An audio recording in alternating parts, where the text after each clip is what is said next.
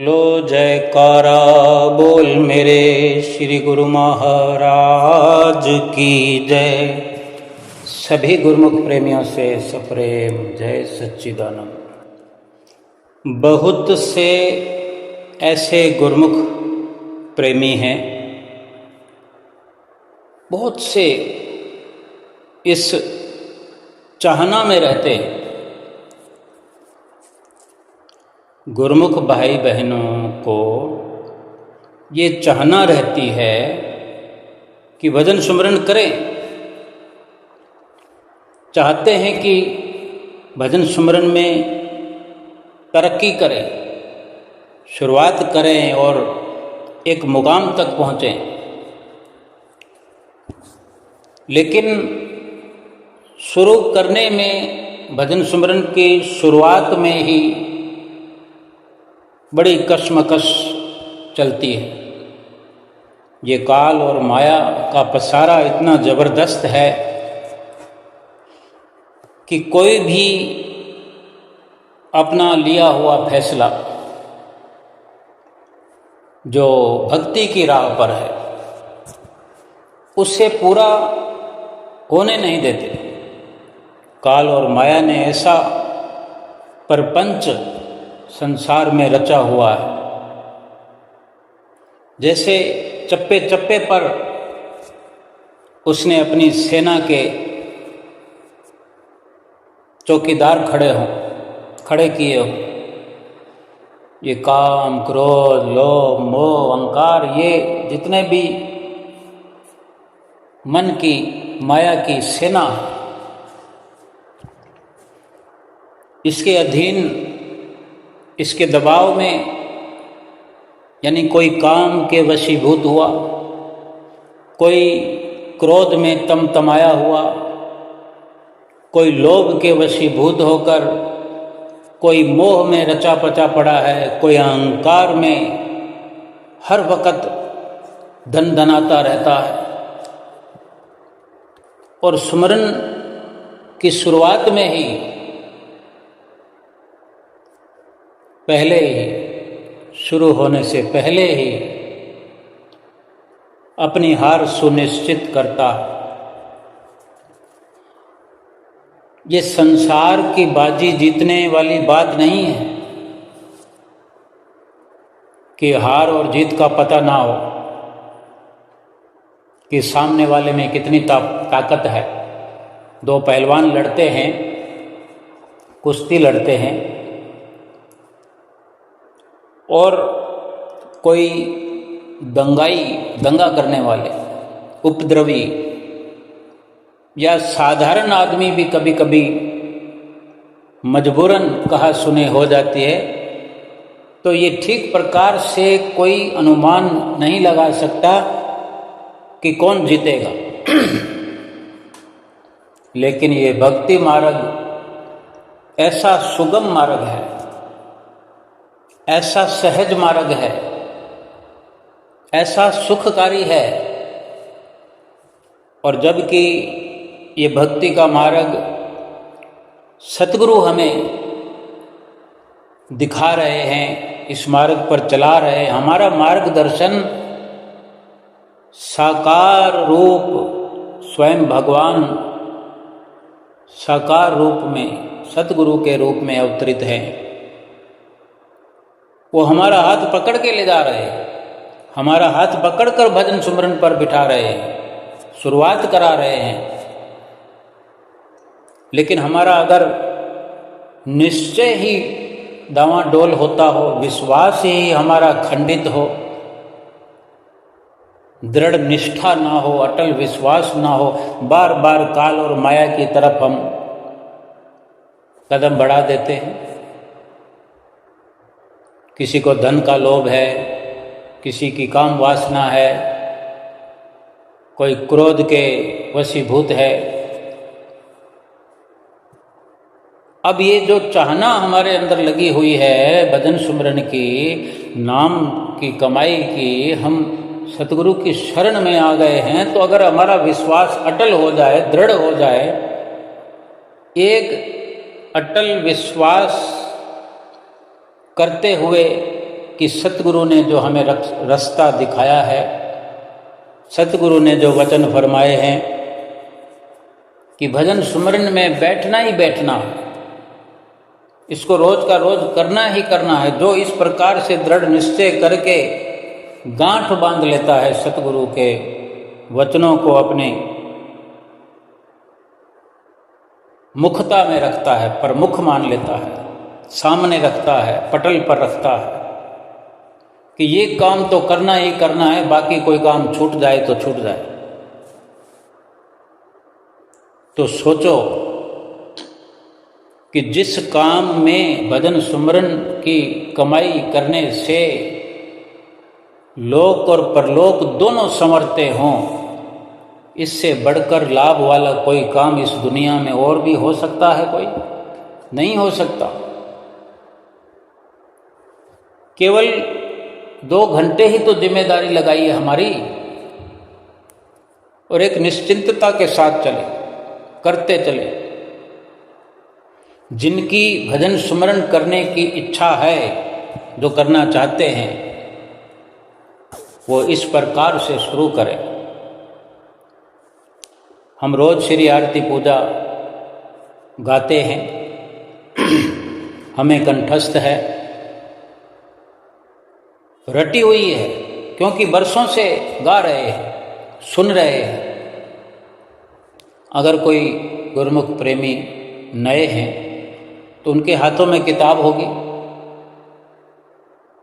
पढ़ रहे होंगे। विचार ये करना है कि आरती पूजा में रोज गायन करते हैं, सहज समाधि अनाहत ध्वनि जप अजप्पा बतलाए, प्राणायाम की लहरें मेरे मन भाए। ये क्या है, इसको समझने का प्रयास करना है, गहराई में उतरना है, गहरा प्रेम अपना प्रदर्शित करना है कि ये क्या है, सहज समाधि क्या है। और बहुत कुछ है आरती पूजा में, अलग अलग शब्दों के माध्यम से बहुत गहराई में जाने का हमें सुझाव श्री परमहंसों ने दिया है। गहराई में भी, ऊंचाई में भी, इस लोक से परलोक तक हम अगर समझने का प्रयास करें तो सर्वप्रथम अपने सतगुरु से प्रेम गहरा करें। इस भजन सुमरन की जो हमें चाहना है, इस भजन सुमरन से तहे दिल से प्रेम प्यार करें, दिल की गहराइयों से इसको चाहने लगे। चाहना बनी हुई है हमारी कि हम भी भजन सुमरन करें, नहीं कर पा रहे हैं, इसको दिल की गहराइयों से चाहने लगे, प्यार करें कि भजन सुमरन को मैंने करना है, और कर दें शुरुआत। बैठ कर के शुरुआत कर देते हैं। अब ये सहज समाधि क्या है? आंख बंद करके चौकड़ी मार के बैठ गए, चौकड़ी मार के बैठो, टांगों को लंबा करके बैठो, आड़ा टेढ़ा होकर के बैठो।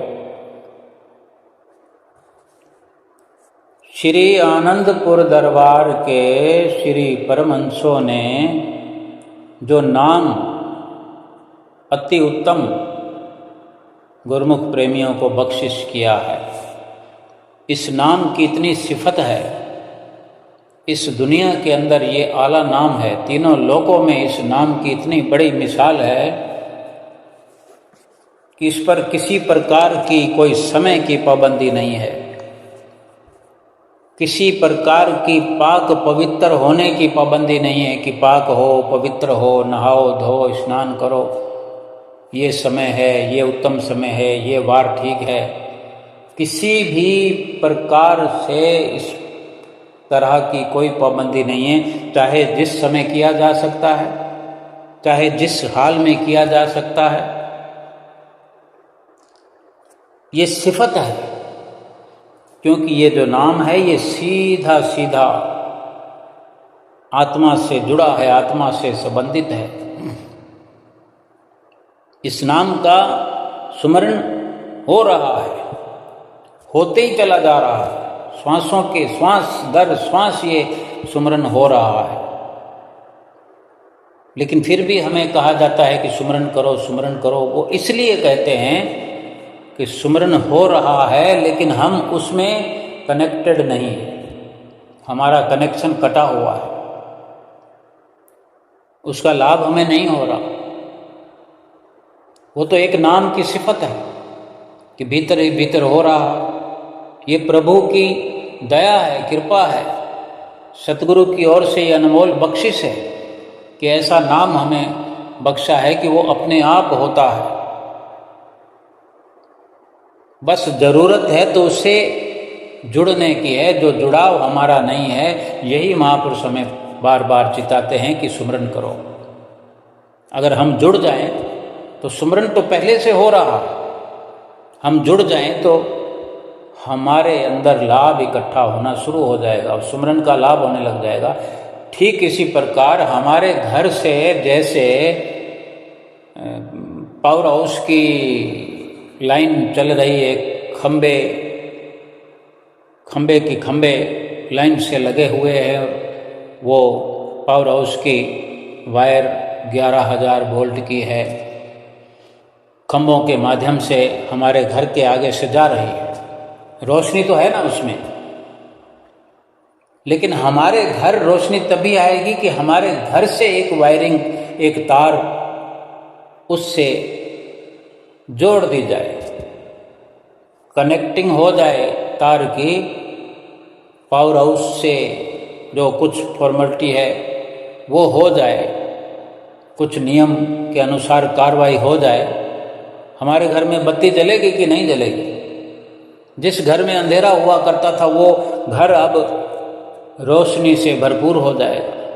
हर कोना बस एक बल्ब लगाने की ज़रूरत है, ट्यूब लगाने की ज़रूरत है, पंखा लगाने की ज़रूरत है, कूलर एसी लगाने की ज़रूरत है, सब जगमगाने लगेंगे। गर्मी है तो हवा हो जाएगी, अंधेरा है तो प्रकाश हो जाएगा। लेकिन वो कनेक्शन ना होने के कारण हमारे घर में अंधेरा है, हमारे घर में गर्मी है, हमारे घर में अभाव ही अभाव है। लाइट से होने वाले सभी काम हमारे ठप है, क्योंकि आज के समय में लाइट से बहुत सारे काम होते हैं। टीवी चलती है, कूलर चलता है, पंखा चलता है, एसी चलता है, और भी बहुत सारे उपकरण हैं, लैपटॉप चलता है और मिक्सी चलती है, वॉशिंग मशीन चलती है, जनरेटर चलते हैं, गीजर चलता है, फ्रिज चलता है। इसके इतने आइटम तो हर किसी के घर में मिल जाएंगे। इसके बाद भी जाने क्या क्या इस दुनिया में मिलता है। सब के सब लाइट से चलने वाले उपकरण ठप पड़े रहेंगे, सिर्फ एक कनेक्शन करने की देर। हमारे भीतर जो नाम चल रहा है उससे जुड़ाव करना है। उस जुड़ाव करने के लिए ये हमें श्री आरती के माध्यम से ये 3 विधियां बताई है। ये सहज समाधि, ये एक सिमरन करने की एक विधि है कि इस प्रकार बैठने से इसको ये कहते हैं। और बैठे बैठे ही सहज समाधि के साथ अनहद ध्वनि कहें, धुन कहें, कानों को बंद करते हैं, अनहद ध्वनि हो गई। कानों को बंद करने से अनहद धुन ये विधि हो गई। इससे धुन सुनने का प्रयास करें, भीतर ही भीतर ये जुड़ाव गहरा होता जाएगा। सुनने का प्रयास करेंगे तो वो धुन सुनाई देगी। सहजता से बैठे हैं, सहज समाधि हमारी लग गई है, आंख हमने बंद कर दी है। अब आंख भी बंद है, कान भी बंद है, मुंह भी बंद है। मुंह बंद करने से जप्पा जाप और ये सब एक साथ करते हैं। जब सहज समाधि में बैठे हुए सभी का रस एक साथ लिया जा सकता है। कम या ज़्यादा हो सकता है, लेकिन थोड़ी थोड़ी देर के लिए बदला जा सकता है। कभी अनहद ध्वनि का प्रयास करें, कभी अजप्पा जाप का प्रयास करें, कभी सहज समाधि में लौट आएं, कभी तीनों को एक साथ करें। अपने आप कम ज़्यादा, कभी इधर अधिक हो जाएगा, कभी उधर अधिक हो जाएगा, यानी तीनों प्रकार से सफलता मिलना शुरू हो जाए। सहज समाधि यानी सरल से सरल, ये युक्ति हमें बताते हैं। कुछ भी नहीं करना, आँखों को बंद करना है, बाहर से अपनी ये चेष्टा समाप्त कर देनी है, देखने की, सुनने की और बोलने की। अब आँखों को अगर बाहर से बंद कर दिया है तो मन अपना जाल बिछाया हुआ रखता है, तोड़ने की कोशिश करता है। बार बार ये जिज्ञासा होती है कि आँख खोल लूँ, आँख खोलूँ, देखूँ क्या हो रहा है अपने आसपास। जिस घर में बैठे हुए हैं, जिस कमरे में बैठे हुए हैं, उस कमरे को, उस घर को हजारों हजारों बार हम देख चुके हैं। एक एक वस्तु को हमने देखा हुआ है, नया कुछ भी नहीं है। हमारे इर्द गिर्द जितने लोग रहते हैं, जितने सदस्य हमारे साथ रहते हैं, सबको हजारों हजारों बार देखा हुआ। एक दिन में सैकड़ों बार हम उनको देखते हैं, लेकिन फिर भी ये जिज्ञासा होने लगती है। किसी की आहट से, किसी की थोड़ी सी आवाज़ से मन ये हमारा हमें उपराम करता है, सुमरन छोड़कर उधर आकर्षित करता है कि आँख खोल, कान खोल, कुछ न कुछ बोल। लेकिन महापुरुषों ने जो इशारा किया है, अगर हमारा दृढ़ विश्वास है तो अगर 2 घंटे के लिए हमने अपने आप को पाबंद कर लिया है, चाक चौबंद कर लिया है, तो कौन सी आफत आने वाली है। थोड़ा कंट्रोल करना है, अपने आप को निडर करना है, आश्वस्त करना है अपने आप को। यकीनन 2 घंटे हमारे पूरे हो जाएंगे। मन से एक बहुत बड़ी जंग जीतने का हमें अवसर मिल जाएगा। इस मन को जीतना ही इस दुनिया के अंदर मुश्किल है, जिसको सतगुरु ने, हमारे श्री परमहंसों ने आसान से आसान करके दिखाया है, और हमें भी इसी रास्ते पर चलाना चाहते हैं कि ये मन को जीतना हमारे लिए आसान हो जाए।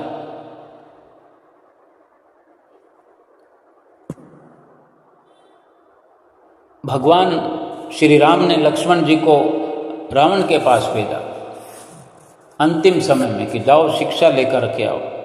रावण बहुत बड़ा विद्वान है, मरते समय कुछ शिक्षा प्राप्त हो सकती है तुम्हें।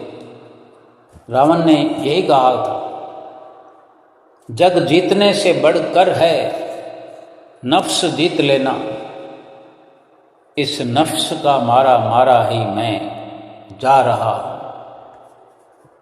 अब हाल जो किए थे फल उनका पा रहा। अफवाल यानी जो कर्म, जो गलतियाँ, जो नादानियाँ जो मैंने की, उसका फल ही मैं भुगत रहा हूँ। ये मेरी दुर्दशा हुई। और सबसे बड़ा उत्तम संदेश जो दिया कि जग जीतने से बढ़कर नफ्स जीत लेना, यानी हर इंसान इस दुनिया को जीतने में लगा हुआ है।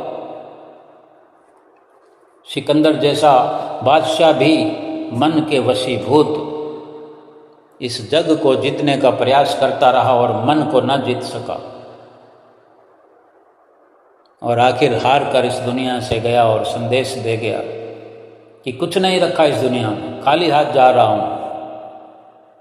कितना कुछ मैंने इकट्ठा किया लेकिन कुछ काम ना आया, साथ ले जाने के लिए कुछ भी नहीं, ढेला पाई भी नहीं है, क्योंकि ये शरीर भी यहीं रहने वाला है, ये कफन भी यहीं छूटने वाला है।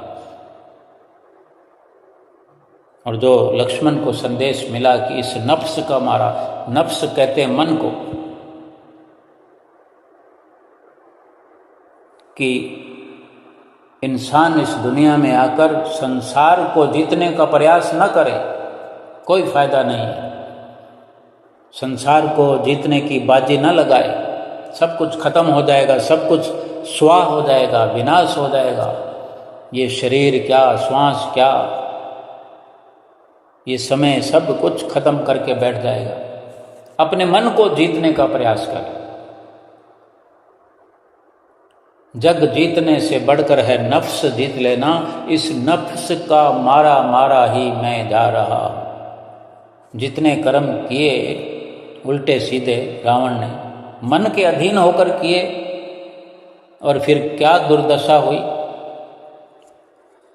अब वो कहानी है, दृष्टांत है, भगवान श्री राम का बनाया हुआ आदर्श है। हमारी अल्प बुद्धि है, लेकिन जो हमें समझाने मात्र के लिए भी अगर ये रचना रची है भगवान ने, तो क्या हमें समझ नहीं जाना चाहिए? क्या ये वक्त समझने का नहीं है? तो हमें समझने का प्रयास करना है कि आंख अगर हमने बंद की है, बाहर से जब आंख बंद हो गई है, तो क्यों ना हम अपनी आंख को अंदर से जोड़ दें। ध्यान जब बाहर से हटाने का हम प्रयास कर रहे हैं, तो क्यों अंदर से हमारा ध्यान हम जोड़ नहीं पा रहे हैं? क्यों नहीं प्रयास कर रहे हैं? क्यों नहीं देखना चाहते कि हमारे अंदर क्या भरा हुआ है?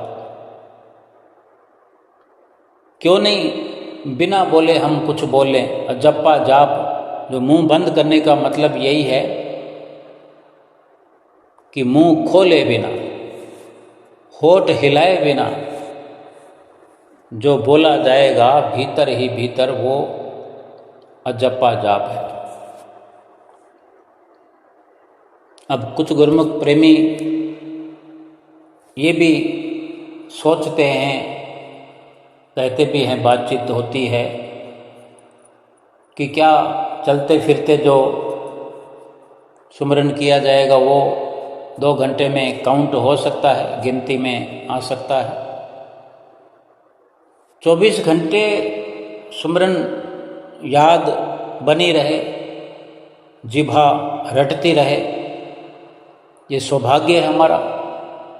लेकिन जो 2 घंटे हमें निश्चित रूप से करना है, वो बैठ करके करना है। किसी मंजिल पर तो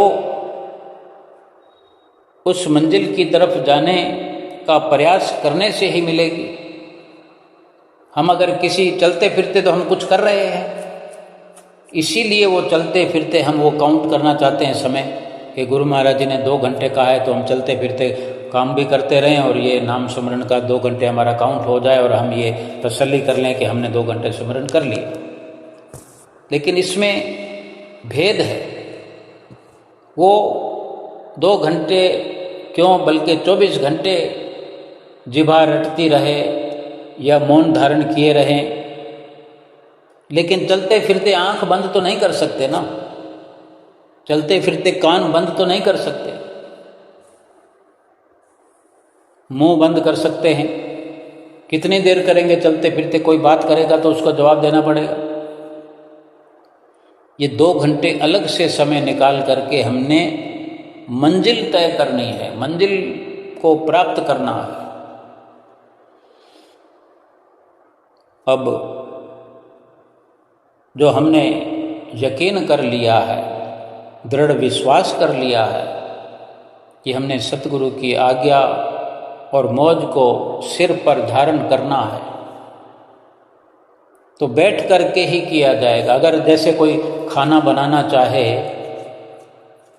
तो वो सोचे कि खाना भी बन जाए, जैसे रोटी बनाने का काम है। रोटी बेल करके बेलन से तवे पर डाल दी है, तो कौन सा काम करके आएंगे जितनी देर वो वहाँ पर बनती रहेगी? अभी रोटी बनने के लिए हमने तवे पर रख दी और बाज़ार से सब्जी ले आए। एक भी रोटी नहीं बनेगी।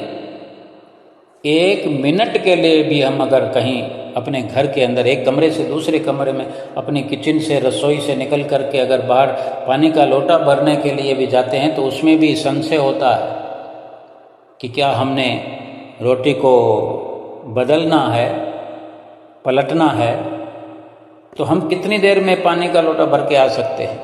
थोड़ी सी देर हुई तो रोटी जल जाएगी। रोटी पलटने पर हमें लगेगा कि अब रोटी तो थोड़ी थोड़ी काली हो गई। फिर एक एडजस्टमेंट होता है, किसी को परोस नहीं सकते वो रोटी।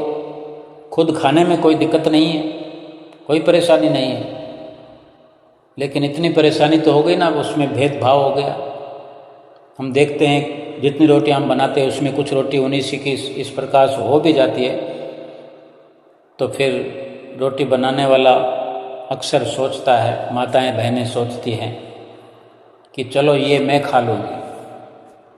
बड़ा दिल माताओं बहनों का होता है, बड़ा, बहुत बड़ा।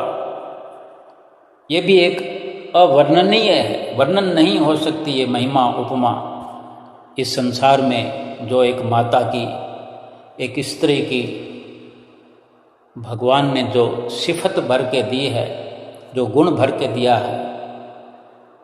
एक माँ के रूप में स्त्री को पैदा किया है, हर किसी के लिए, हर सदस्य के लिए अपनी कुर्बानी देती है। महापुरुषों का मिशन इस संसार में आने का यही है, उत्तम से उत्तम शिक्षा हम प्राप्त करें। चलते फिरते तो क्या, थोड़ी देर ध्यान रखना भूल जाएं तो रोटी जल जाएगी, खुद के खाने के काबिल भी नहीं रहेगी।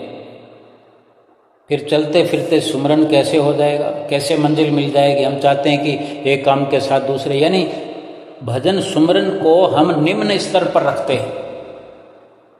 सुमरन किए बिना, भजन अभ्यास किए बिना ही हो जाए, ये कैसे संभव है? क्या आंख बंद करके हम चल सकते हैं, सफ़र कर सकते हैं? चलते चलते क्या रास्ते में रोटी बना सकते हैं कि हम बाज़ार सब्जी लेने जा रहे हैं तो रास्ते में रोटी बनाते चलेंगे, ये काम साथ में हो जाए हमारा। जो काम जिस जगह पर होना है वो वहीं होगा।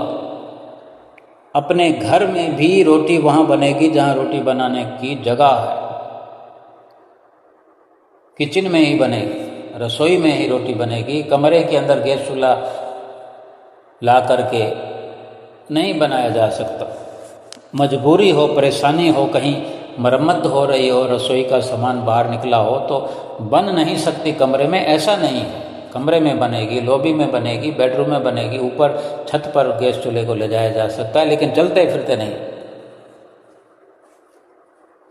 लेकिन भजन सुमरन कभी भी किसी भी जगह पर बैठ करके, लेकिन बैठ करके करना ये पहली ज़रूरत है, पहली प्राथमिकता है कि एकाग्रता बैठे बिना नहीं आए।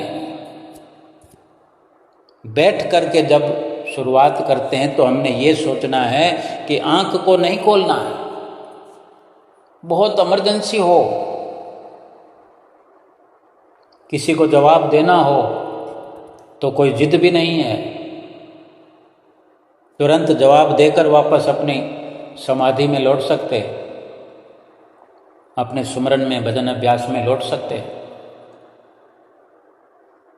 जो तुरंत होने वाला काम है। कभी इमरजेंसी हो जाती है, कोई मजबूरी हो जाती है, हम अपने समय से पहले उठ जाते हैं, समय बाकी रह जाता है तो उसको फिर किया जा सकता है, फिर किया जा सकता है, दूसरे दिन किया जा सकता है, दूसरे दिन ज़्यादा करना पड़ेगा।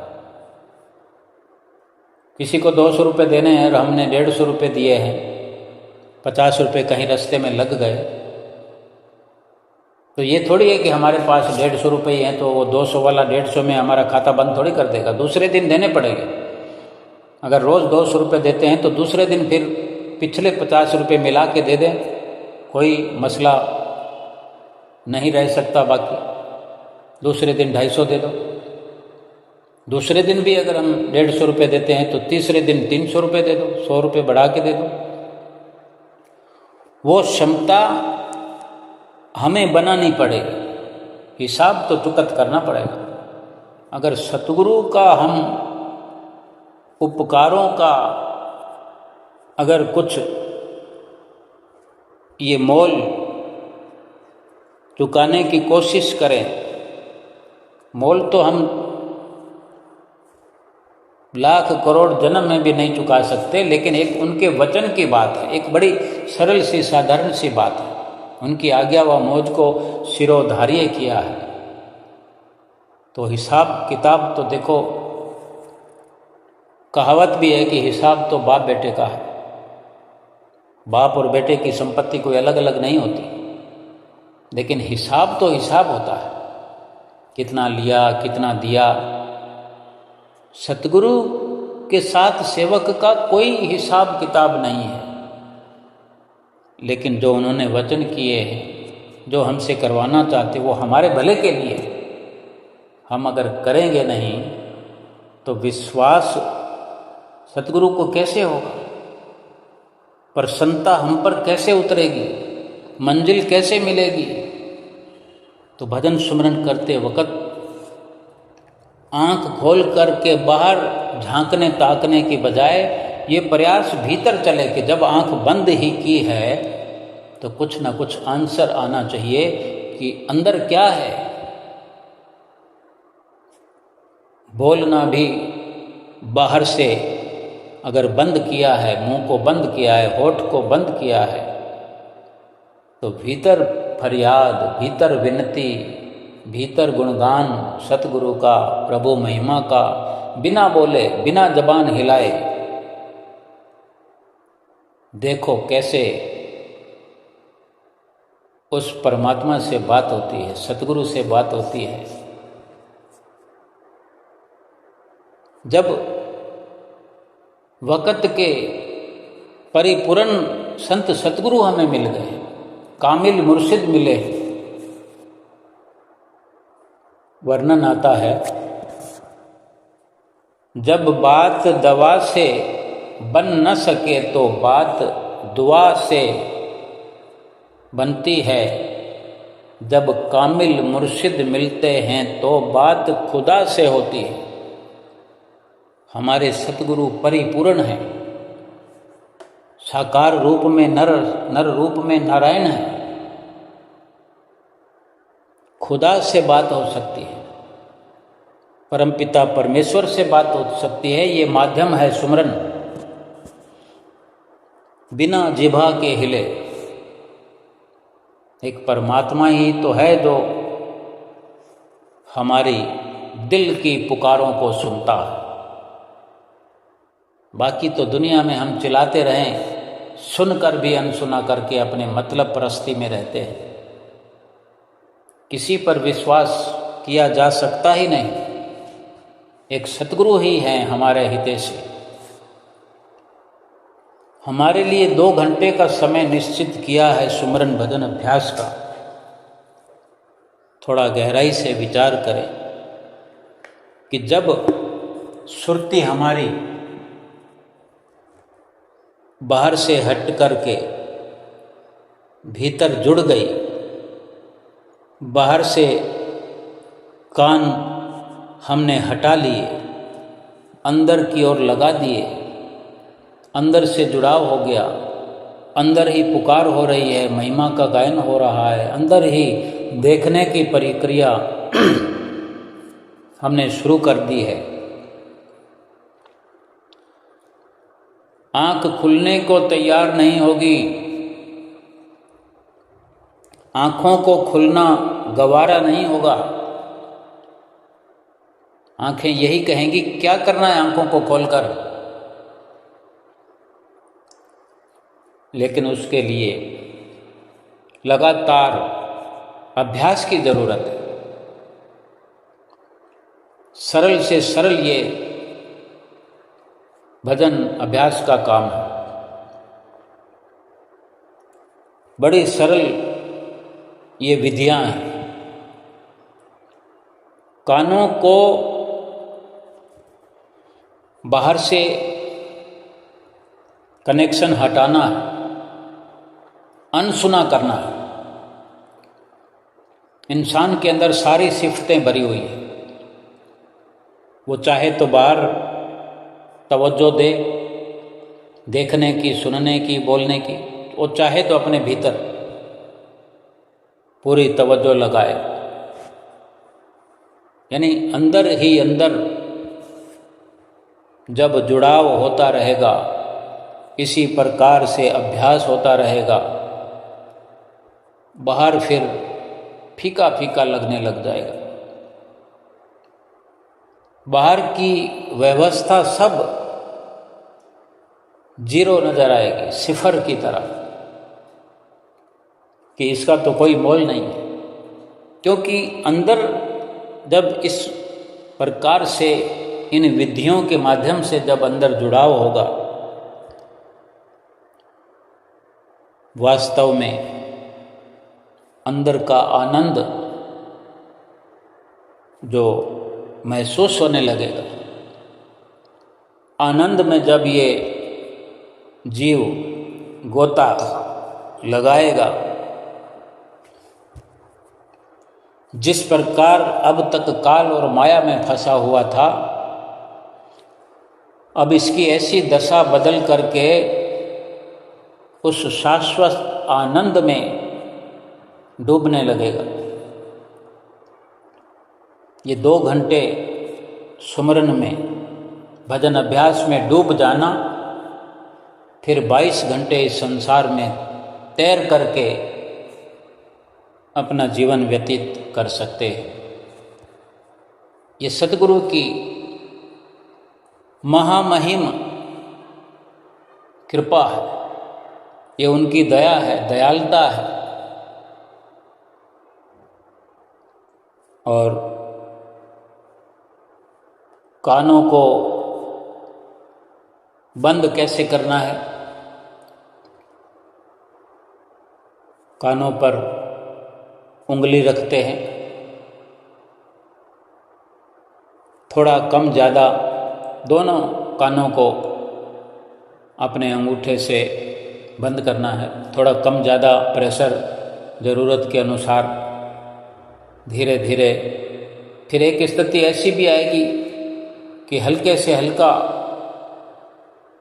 प्रेशर करने से, केवल अंगूठा रखने मात्र से ही वो सफलता शुरू हो जाएगी। आँखों पर भी, आँखों को बंद करने के लिए अपने हाथों की छोटी उंगलियों से आँखों की पलकों पर थोड़ा प्रेशर लगाना है। आँखों की पलकों के जो बाल हैं, लगभग वहाँ पर उंगली रखते हुए थोड़ा सा हाथ, अगर पलकों पर भी थोड़ा सा आता है, कहीं दर्द का एहसास ना हो कि हम आंखें बंद करें और आंखें दर्द होने लग जाएं, कान बंद करें और कान दर्द होने लग जाए, ऐसा ना हो। इनसे बचते हुए, ख्याल रखते हुए, और अपनी आँखों को अंदर की ओर पलटना है इस भाव से।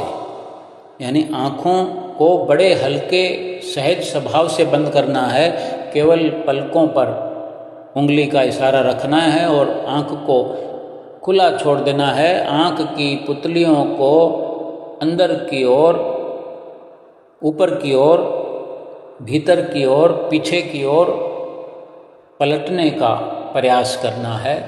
तो ये जो बाहर देखती थी, फिर भीतर देखने की एक प्रक्रिया शुरू हो जाएगी और इसका लाभ बिल्कुल उलट मिलने लगेगा कि फिर जो अंदर दिखाई देता है, फिर वो बाहर वाला देख करके गुरुमुख प्रेमी आकर्षित नहीं होते, क्योंकि वो सच्चा नज़ारा जो है वो भीतर है। ऐसे ही जिह्वा का जो बोलने का अंदाज है, जिभा सीधी रहती है, ऊपर नीचे होती है, इसको भी पीछे पलटने का भाव, इसको गोल करके चटाई की तरह रोल करके पीछे अंदर की ओर, ऊपर की ओर, अंदर की ओर प्रयास करें और ऐसे ही कानों को बंद करते हैं तो अपने आप ही स्वतः ही बाहर से सुनना बंद हो जाता है और भीतर से ये कान जुड़ जाते हैं, या यूं कहें कि भीतर कान जो हैं नए भीतरी कान पैदा हो जाते हैं, जैसे भी समझे। यानी उस भीतर की दुनिया से इस जीव का जुड़ाव हो जाता है। बाहर से कनेक्शन हमने काट दिया तो अंदर से शुरू हो गया। बाहर अगर कोई डीजे चल रहा है, हम बाहर से आए हैं, अपने घर में घुस रहे हैं, बाहर डीजे खड़ा हुआ है, डीजे चल रहा है, या वहाँ से निकल रहा है, कोई स्पीकर चल रहे हैं, कोई आवाज़ें आ रही हैं, या कोई दंगा फसाद हो रहा है, कुछ भी है, शोरगुल है, हमने घर में प्रवेश करके गेट बंद कर लिया, अंदर आ गए, अंदर आकर हमने टेलीविज़न चालू कर दिया तो बाहर वाला शोर कम हो जाएगा, हम अंदर जुड़ गए हैं। लेकिन अगर बाहर का नक्शा हमें, बाहर की आवाज़ हमें कहीं प्रेशराइज कर रही है, प्रभावित कर रही है, तो अंदर आने के बाद, दरवाज़ा बंद करने के बाद में भी हम कहीं खिड़की से, कहीं झरोके से, या दरवाज़ा खोलकर थोड़ा सा झरोके से देखने की कोशिश करते रहेंगे कि देखें आवाज़ ख़त्म हुई कि नहीं, कोई अगर लड़ाई झगड़ा हो रहा था, देखें क्या हुआ, अभी क्या हुआ, अभी कैसा चल रहा है। ये उत्सुकता जब तक समाप्त नहीं होगी, अंदर से फिर हम खाली रहेंगे। भजन सुमरन पर बैठ करके जरूरी है दृढ़ संकल्प से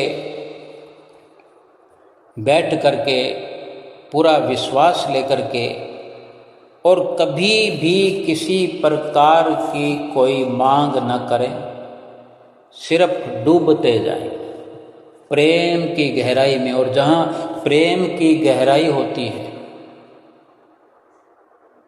हम सुमरन के माध्यम से अपनी मंजिल में पहुंचना चाहते हैं, सुमरन से प्रेम हो जाए, इतना लगाव हो जाए, लगन लग जाए। और जहाँ प्रेम गहरा होता है, लगन गहरी होती है, वहाँ तो बड़ी आसानी से इंसान पहुँच जाता है, चाहे वो 7 समुंदर पार अपनी लगन लगा ले तो हवाई जहाज का सफ़र करके भी पहुँच जाएगा। सारी व्यवस्थाएं हो जाती हैं।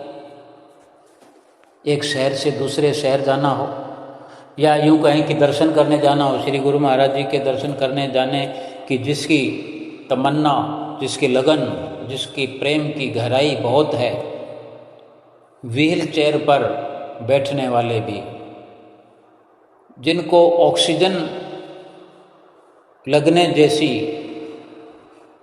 परेशानी का शिकार होना पड़ता है, रहना पड़ता है, किसी न किसी संभव प्रयास करते हुए वे भी पहुंच जाते हैं। क्योंकि जिसने सोच लिया कि सर धड़ की बाजी लगाने को तैयार हूँ, मुझे एक झलक सतगुरु के दर्शन की मिल जाए, वो 7 समुंदर पार से भी आ जाते हैं। 1000-2000 किलोमीटर का सफ़र रेलगाड़ी में भी कर लेते हैं, बस में भी कर लेते हैं, कई झकोले खाने पड़ते हैं, कई शरीर को कुछ परेशानियां आती हैं। और जो स्वस्थ जीवन में है उसको भी गहरे प्रेम की गहराई में डूबने पर पता ही नहीं चलता कि वो कैसे पहुंच गया। श्री दरबार में अनेक अनेक गुरुमुख प्रेमी ऐसे आपस में चर्चा कर रहे होते हैं कि मुझे ये परेशानी थी, मुझे ये परेशानी थी, मैं वहाँ से आ नहीं सकता था, टिकटें हुई पड़ी थी 3 महीने से, टिकट कैंसिल करने की नौबत आ गई थी, मैंने संयम रखा, श्री गुरु महाराज जी ने कृपा की। अब मुझे ये पता भी नहीं है कि कल मैं घर में खड़ा था और आज श्री गुरु महाराज जी के सामने श्री दर्शन हाल में दर्शन कर रहा हूँ। देखो कितनी बहार है, कितनी दर्शनों की मस्त मस्त फुहार है। मेरी आँखें दर्शन करके मस्त हो रही है, मेरे कान सतगुरु का वचन सुनकर, सत्संग सुनकर के गदगद हो रहे हैं।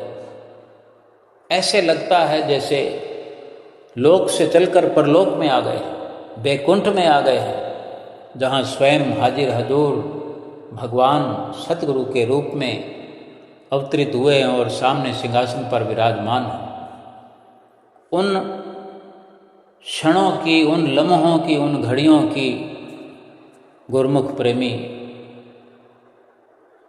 ठीक से वर्णन भी नहीं कर पाते, उनकी जुबान संकोच करती है। गदगद कंठ से महिमा गाते हैं गुरमुख प्रेमी, जहाँ प्रेम की गहराई होती है। आँखों से आंसू छलकने लगते हैं सतगुरु की याद में। और ये बड़ी कामयाबी भजन अभ्यास से गुरमुख प्रेमियों को मिल सकती है, मिल रही है। जो गुरमुख प्रेमी इस प्रकार प्रेम की गहराई में डूबे रहते हैं, उनके लिए सतगुरु का सच्चा पावन प्रेम ही सर्वोपरि है। उससे बढ़कर कुछ भी नहीं दुनिया में। और वास्तव में यही हकीकत है कि दुनिया में क्या रखा है। और ये कुछ एक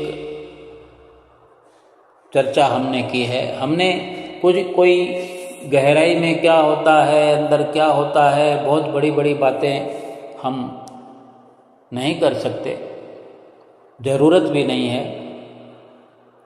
एक शुरुआत में जो कोई परेशानी होती है, हो सकती है, हो रही है, वो दूर हो जाए और हमारी शुरुआत हो जाए प्रेम की गहराई को समझने लगे, सतगुरु के प्रेम को समझने लगे, समझ जाए। सतगुरु के प्रेम को परखने की जरूरत नहीं है। सतगुरु का प्रेम सच्चा है, सात्विक है, 16 आने खरा है, सच्चा सौदा है। सतगुरु के वचन धुर दरगाही वचन है कि उन्होंने 2 घंटे भजन अभ्यास के लिए नित्य प्रति जोर दिया है और आज भी दे रहे हैं।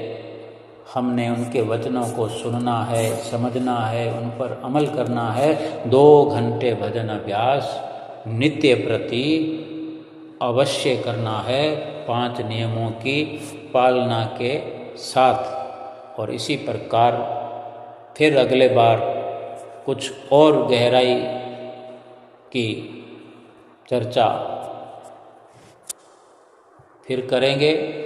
श्री गुरु महाराज जी की असीम कृपा से, उनके आशीर्वाद से हम सभी गुरमुख प्रेमियों को उनकी प्रसन्नता मिलती रहे, उनका प्यार मिलता रहे, ऐसी हम कामना करते हैं और सतगुरु के चरणों में शुक्राना अदा करते हैं, साष्टांग दंडवत प्रणाम करते हैं। बोलो जयकारा बोल मेरे श्री गुरु महाराज की जय।